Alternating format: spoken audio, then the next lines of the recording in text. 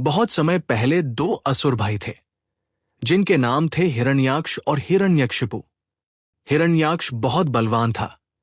उसने पृथ्वी माता को अपने बल से पाताल लोक में खींच लिया।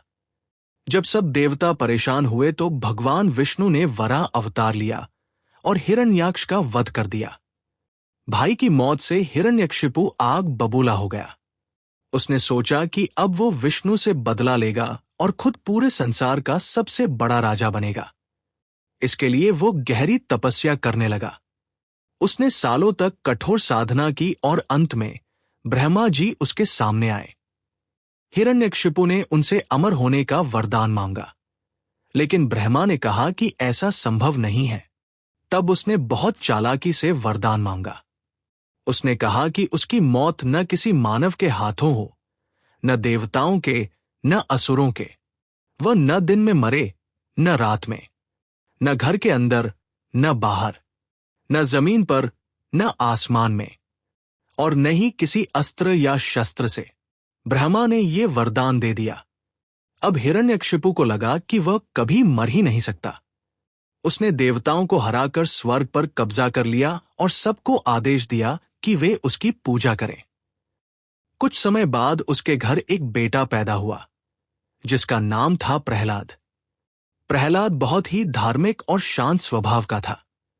मां के गर्भ में ही उसने ऋषि नारद से भगवान विष्णु की बातें सुनी थी।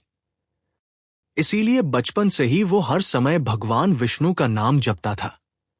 जब हिरण्यकशिपु ने देखा कि उसका बेटा उसकी पूजा करने के बजाय विष्णु की पूजा कर रहा है, तो वो बहुत गुस्से में भर गया। उसने प्रहलाद को समझाने की बहुत कोशिश की, लेकिन प्रहलाद बार बार यही कहता, पिताश्री, भगवान विष्णु ही सबसे बड़े हैं और मैं उनकी भक्ति कभी नहीं छोड़ूंगा। ये सुनकर हिरण्यकशिपु का क्रोध और बढ़ गया। गुस्से में उसने अपने ही बेटे को मारने की कोशिश शुरू कर दी। कभी प्रहलाद को जहरीले सांपों से घिरे गड्ढे में फेंका, कभी ऊंचाई से गिरवाया, कभी आग में बैठाया, कभी तलवार से मारने की कोशिश की, लेकिन हर बार भगवान विष्णु ने प्रहलाद की रक्षा की। प्रहलाद हमेशा मुस्कुराकर कहता, पिताजी, भगवान हर जगह है और वे हमेशा मेरी रक्षा करेंगे। एक दिन हिरण्यकशिपु ने तंग आकर पूछा, अगर तुम्हारा विष्णु सचमुच हर जगह है तो क्या वो इस पत्थर के खंभे में भी है?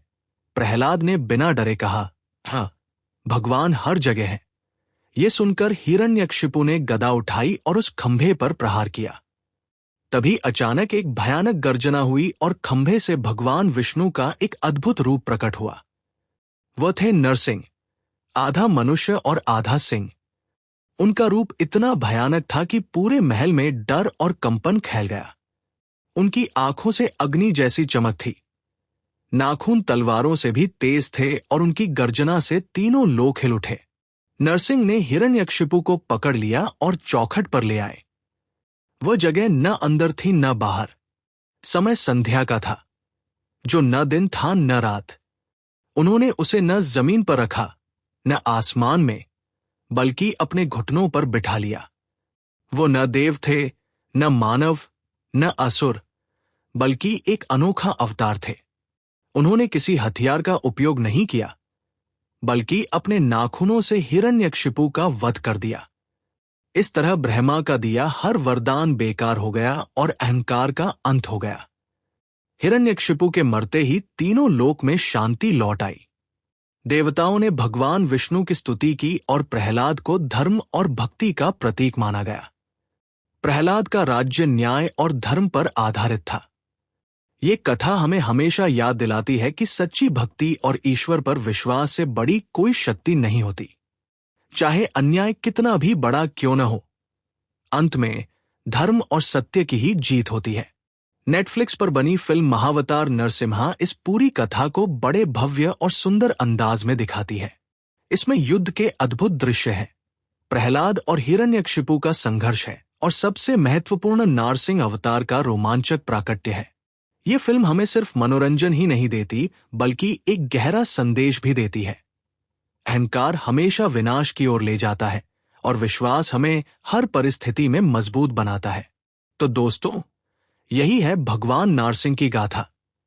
ये कहानी हमें सिखाती है कि जब हम सच्चाई और धर्म के रास्ते पर चलते हैं तो भगवान हमेशा हमारी रक्षा करते हैं।